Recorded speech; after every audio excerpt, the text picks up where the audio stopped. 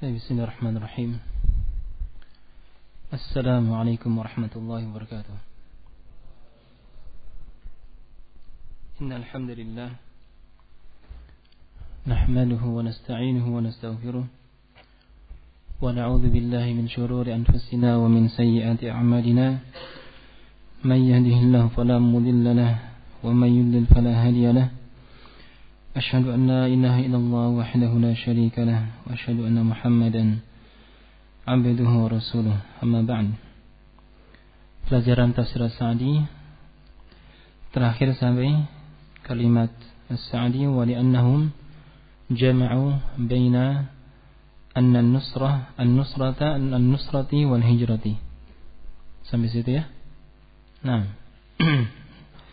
Bahwa pelajaran yang terakhir yang dibahas oleh Al-Imam As-Sa'di rahimahullahu taala bahwa yakni at-tafdhil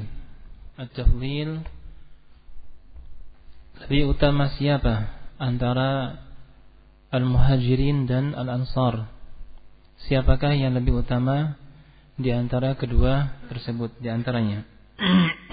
Nah, maka sesuai dengan dalil yang ditunjukkan di dalam ayat ini, bahwa al-muhajirin mereka afdal minal ansar.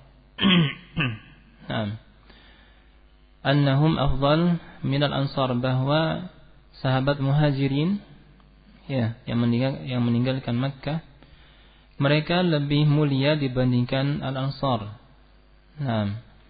Lebih mulia, lebih utama dibandingkan sahabat Ansar. Ansar, kenapa dikatakan Ansar? Mereka adalah para sahabat yang memberikan bantuan pertolongan kepada para sahabat yang berhijrah. Kenapa?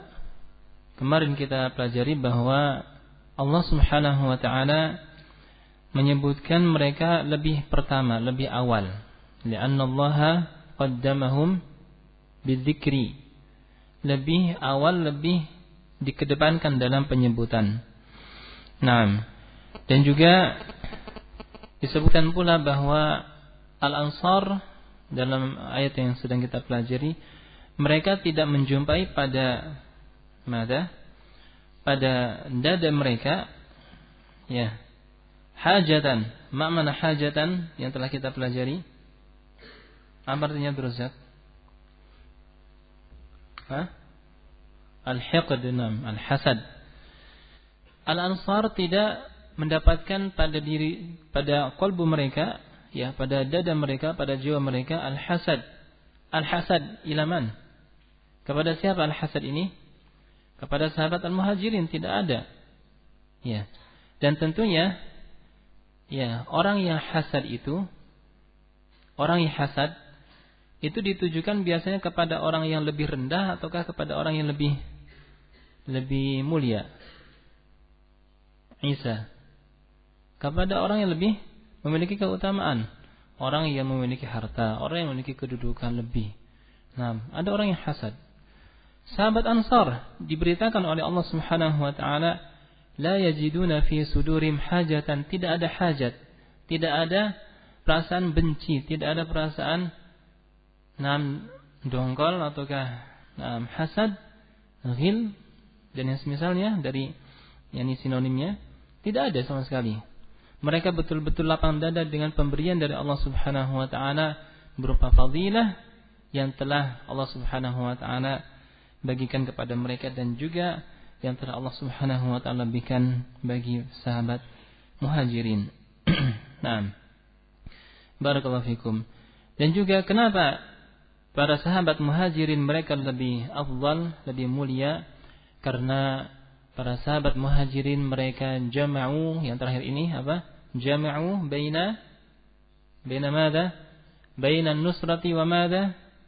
Wal hijrah. Apa artinya baina an-nusra wal hijrah? Aba Zur'ah. Ada permintaan ini murojaahnya didominankan ikhwah, bukan santri. Berarti ikhwah harus bekerja keras untuk murojaah. Bukan siap ya? Pak Ahmad. Kenapa Karena santri ini sudah banyak jatahnya murojaah. Dari pagi murojaah hifadz, dari jam berapa lagi Zuhair? Jam 8 ngajar, nanti jam setengah 9, setengah 10, iya, jam berapa? Belajar, nanti belajar lagi, asar belajar lagi, maghrib belajar lagi. Nah, Masya Allah. Allah barik fi waktikum. Nah, apa artinya? Bainan nusra wal hijrah. Nah, barakallahu fiik. Yani menolong agama Allah Subhanahu wa taala. Nah, menolong al-hijrah ila rasulih, ila Allah wa rasulih. Nah, hijrah karena Allah Subhanahu wa taala dan karena apa? Rasulnya. Nah, ingin menolong pribadi Nabi sallallahu alaihi wasallam, ingin menolong jiwa Rasulullah sallallahu alaihi wasallam dan ingin menolong siapa? Agama Allah Subhanahu wa taala ini dipertahankan.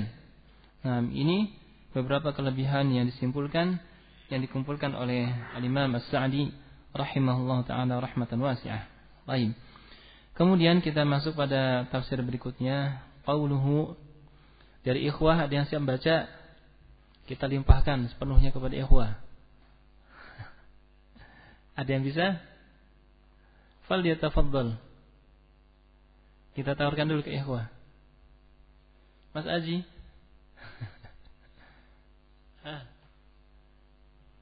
Siapa? Ajungkan tangan dari ikhwah. Husain. Ya. Ini pol-polnya balik lagi ke santri. Ya. Coba santri siapa yang baca? Qauluhu.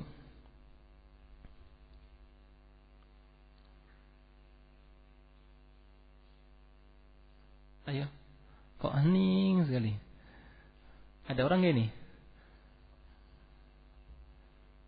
Jangan-jangan di radio nanti yang ada orang gak ini?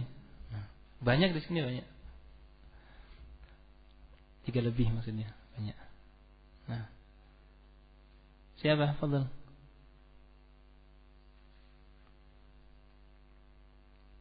Duh, ini nanti nggak selesai.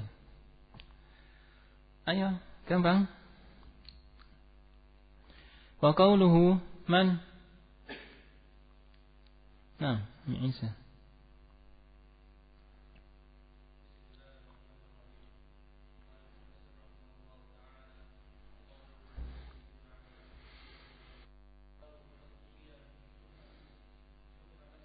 Hasbuk barakallahu fik.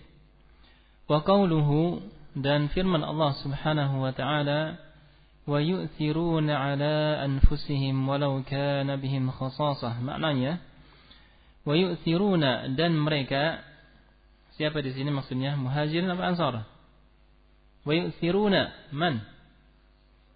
Al-Ansar, sahabat Ansar. Sahabat Ansar yu'thiruna, lebih mengedepankan sahabat Muhajirin dibandingkan pribadi mereka. Ala anfusihim, atas jiwa-jiwa mereka. Walau kana bihim khasasah, walaupun mereka sedang membutuhkan, sangat membutuhkan. Ya, khasasah di sini baru diartikan dengan apa? Dengan hajatan. Kalau hajatan yang tadi pertama itu, wala yajiduna fi sudurim hajatan, bermakna apa? Al-hiqd, yang sampai terbalik. Karena kemarin ada yang menerjemahkan apa? La yajiduna fi sudurim hajatan, yang apa? Hajat, keperluan. Tidak seperti itu maknanya. Nah, khasasah di sini baru diartikan dengan hajatan, dengan hajah. Nah, ai min awsafi wa min awsafil ansar allati faqu biha ghairahum. Allah Subhanahu wa taala memberikan kelebihan kepada Ansar juga. Ada kelebihan, ada sifat yang mulia pada jiwa mereka. Ya, di antara sifat-sifat sahabat Ansar yang tidak dimiliki oleh yang lainnya, yakni lebih tinggi dibandingkan yang lainnya. Wa tamayyazu biha 'ala man siwahum, dan mereka terbedakan dengan sifat ini, ya sifat yang mulia ini tidak dimiliki oleh yang lainnya. Apa itu? Al-ithar. Al-ithar. Ya, ithar itu ya mengedepankan kebutuhan orang lain dibandingkan kebutuhan pribadinya. Subhanallah. Bahwa sifat al-ithar ini adalah sifat yang sungguh sangat luar biasa indah dan sangat berat sekali kalau diaplikasikan. Ya, sangat berat sekali kalau diaplikasikan. Oleh karena itu banyak manusia yang terjerumus ke dalam sifat lawanan al-itsar, al-ananiyah. Ya, al-ananiyah. Ini serba ana. Tanah ini punya ana. Rumah ini punya ana. Pondok ini punya ana. Ya, aset ini punya ana. Nah, semuanya dibilang ana padahal bukan punya ana. Ya, punya kaum muslimin. Nah, ini apa? Orang egois seperti ini. Dan ini adalah sifat yang dikecam oleh Allah Subhanahu wa taala, sifat yang dikecam oleh Rasulullah sallallahu alaihi wasallam. Tidak ada sifat al-itsar. Nah, yang ada hanya ingin mengedepankan hawa nafsunya. Dia tidak teringat dengan al-karam, tidak teringat dengan al-jud, tidak teringat dengan dorongan untuk berbuat baik kepada kaum muslimin, tidak teringat dengan nasihat dari Allah Subhanahu wa taala untuk membantu kaum muslimin, nasihat dari Rasulullah sallallahu alaihi wasallam untuk membantu kaum muslimin meringankan beban mereka. Ya. Yang ada hanya al-anadiyah. Nah, ini punya saya, ini hak saya, ini punya saya semuanya, dipek semua, padahal bukan. Nah, barakallahu fiik. Ini adalah sifat yang tercela dan kita berlindung kepada Allah Subhanahu wa taala dari sifat tersebut. Sifat al-ansar adalah al-itsar. Mereka mengedepankan sahabat-sahabat muhajirin. Masya Allah. Mereka membutuhkan uang, dana. Ya, para muhajirin membutuhkan dana, dikedepankan. Nah, muhajirin dulu. Nah, mereka sangat membutuhkan sekali. Mereka meninggalkan negeri mereka, rumah mereka ditinggalkan, pekerjaan mereka ditinggalkan, semuanya ditinggalkan lillahi ta'ala. Ya, al-hijrah ila Allah wa rasulih, untuk menolong Allah, agama Allah, dan untuk menolong jiwa Rasulullah sallallahu alaihi wasallam. Mereka mendapatkan pahala yang banyak. Ini butuh ditolong. Nah, ini sifat mulia dari sahabat al-ansar. Wa huwa akmalu anwa'in judi. Dan ini adalah jenis al-jud, kedermawaan yang sangat sempurna, paling sempurna. Bagaimana tidak? Ya. Dia lebih mengedepankan orang lain dibandingkan pribadinya. Nah, akan didatangkan nanti contohnya. Nah, jadi ini akan terasa berat. Misalkan ada tamu datang kepada kita. Subhanallah, pas akhir bulan, gitu ya Abdul Razak ya. Biasanya kalau sudah akhir bulan, dana di dompet sudah gimana rasanya yang sudah menikah? Sudah menipis. Nah, ini standarnya ya UMR ya. Kalau yang standarnya juragan ya beda. Nah, yang standarnya UMR. Masya Allah, akhir bulan sudah menipis. Subhanallah. Ada rekannya atau ada siapa yang datang? Waduh, mikir ini. Di rumah cuma ada untuk pribadi, untuk saya, untuk istri saya, untuk anak saya. Terus mau gimana ini? Nah, kalau seorang yang memiliki sifat al-itsar, memiliki sosial yang tinggi, ya sudahlah, sabar. Kita menemui tamu cuma satu kali kok. Ini anda sering gitu istilahnya, itu anda setiap hari. Ini sekali hari ini. Nah, dan mungkin nanti baru 6 bulan lagi terulang. Pun nanti 6 bulan mungkin kita pas lagi uangnya banyak. Ini pas kepepet, betul kepepet, tidak punya, sudah kasihkan untuk tamunya, dimuliakan, ya diikram, ya dibahagiakan, seolah-olah dia juga sedang bahagia padahal sedang menahan apa? Menahan apa bahasanya?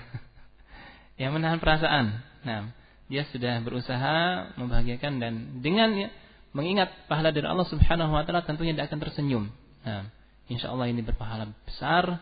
Nah, lillahi ta'ala saya berikan ini untuk tamu ini. Nah, barakallahu fikum. Ini di antara aplikasinya dan sangat berat. Dan untuk aplikasi sehari-hari dalam masalah lisan ini sangat banyak sekali. Nah, sangat banyak sekali. Barakallahu fikum. Dan mungkin yang butuh disampaikan di sini contohnya adalah bagi thalabah, ya, bagi thalabah. Dan ini perlu juga untuk kita ingatkan satu dengan yang lainnya al-itsar. Nah, kita di sini adalah komunitas yang bersosial, saling membutuhkan satu dengan yang lainnya.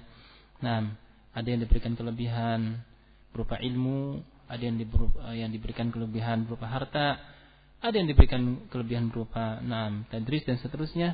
Maka dalam masalah ilmu kita juga harus mengisar, ya, memiliki sifat isar. Nah, kita punya hak, memang punya hak. Nah, untuk belajar, untuk menghafal. Namun ingat, setelah kita memiliki ilmu, nah, kita memiliki kewajiban berikutnya untuk bersedekah dengan ilmu kita. Ya, jangan sampai diucapkan oleh Syekh Mukbil bahwa orang yang tidak mengajarkan ilmunya dan dia sudah memiliki ilmu, ya, dia tidak ada barokahnya, tidak ada manfaatnya. Nah, dan Allah Subhanahu wa taala telah berfirman, "Wa amma ma yanfa'un nas fayamkuthu fil ard." Dan orang yang bermanfaat bagi manusia, adapun yang bermanfaat maka dia akan langgeng, yakni akan yamkus, akan tinggal di bumi ini. Ini akan dimanfaatkan oleh kaum muslimin.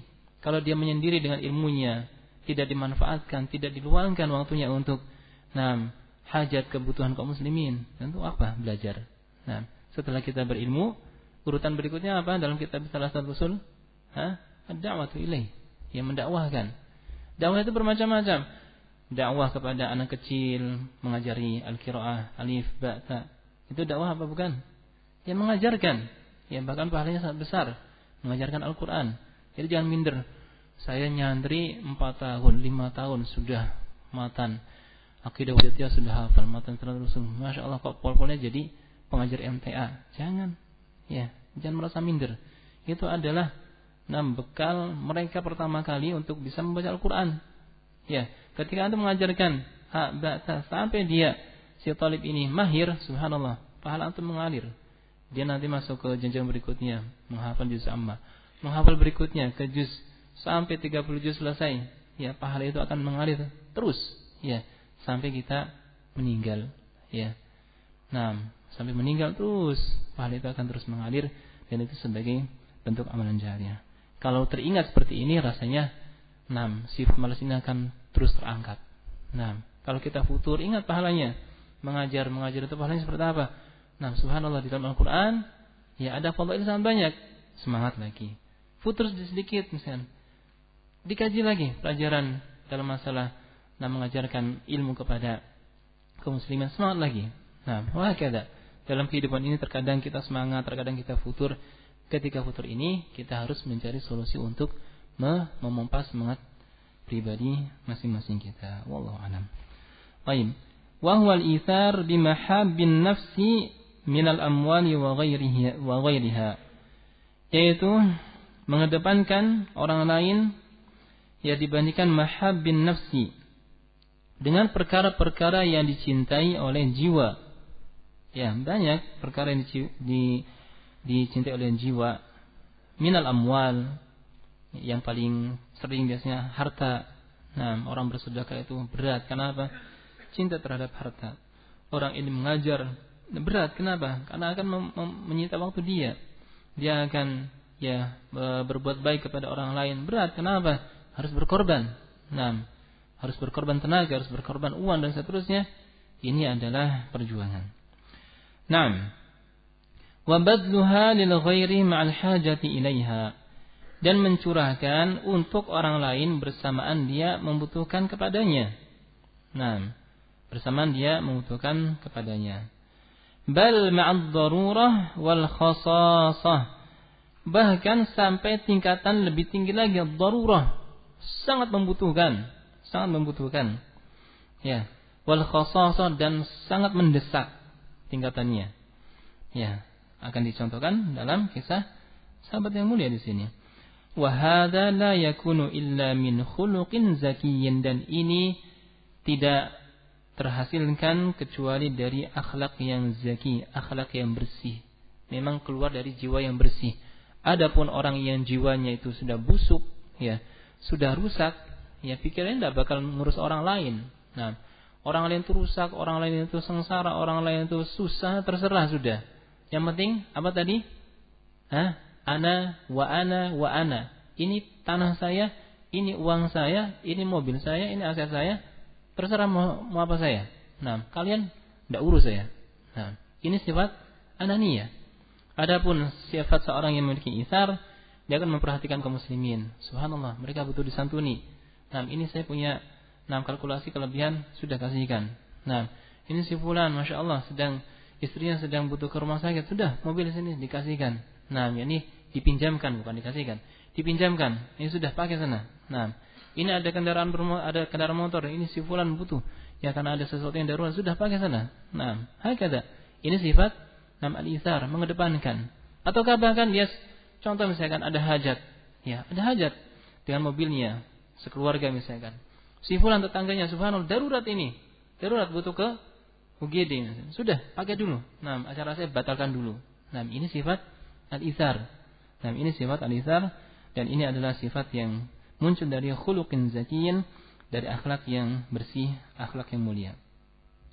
Wa mahabbatin lillahi ta'ala, dan karena cinta kepada Allah Subhanahu wa taala, nam wa muqaddamatin ala mahabbati syahawati nafsi wal ladzatiha, dan lebih mengedepankan ya atas kecintaan terhadap syahwat nafsu, jiwa, dan juga kelezatan-kelezatan yang dirasakan oleh jiwa manusia.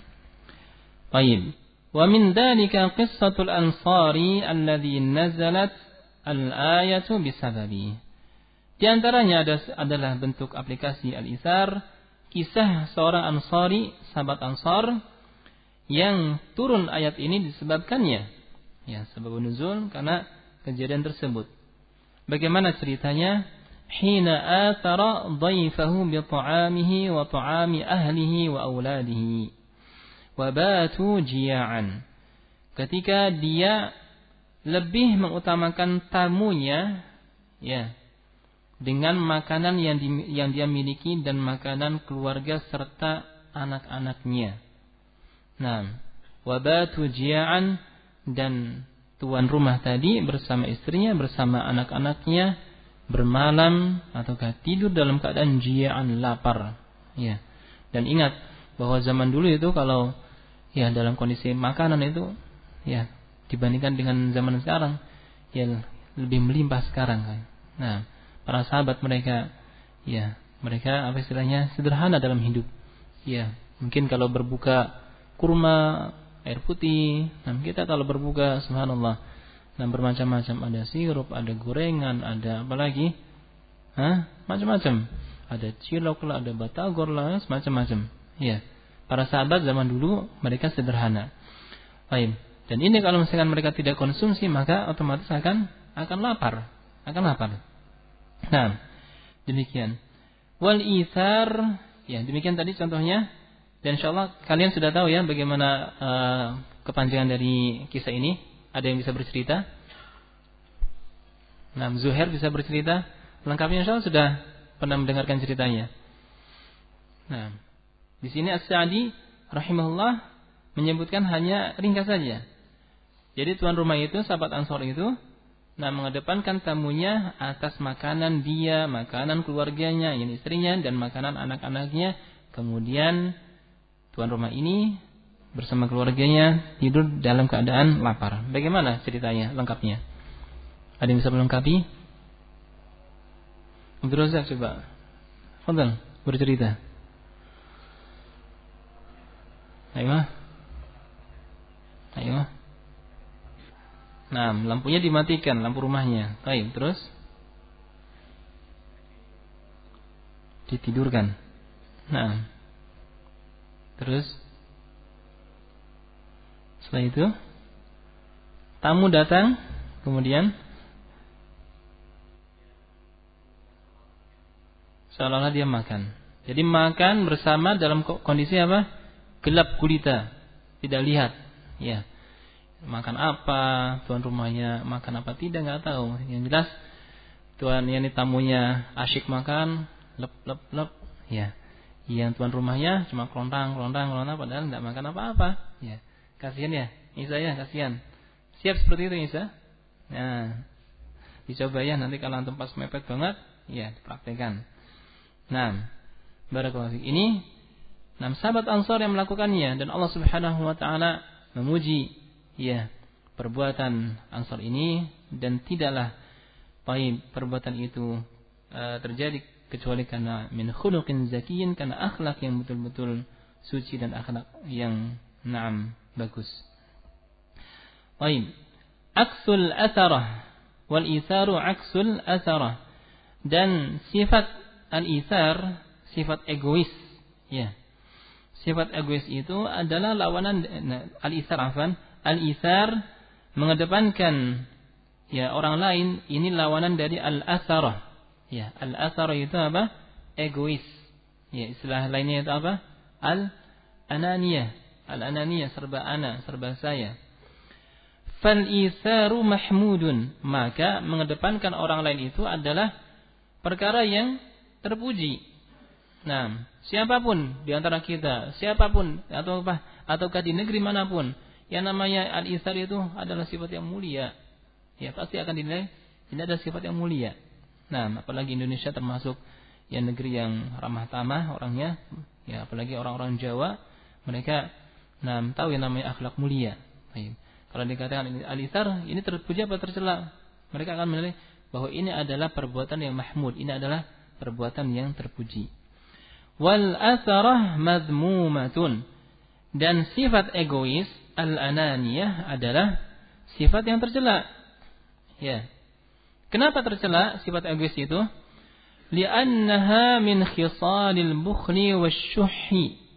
Karena ini adalah temannya ya dari perangai al-bukhl, sifat pelit, kikir. Nah, tidak mau haknya itu berkurang, inginnya penuh terus. Tapi kalau orang lain pengennya sudahlah, terserah. Nah, mau sengsara, mau melarat, terserah. Nah, yang penting saya. Nah, ini sifat dari al-atharah, timbul dari sifat al-atharah. Nah, dan dari sifat al-atharah ini tidak menutup kemungkinan terjadi sifat perbuatan kezaliman.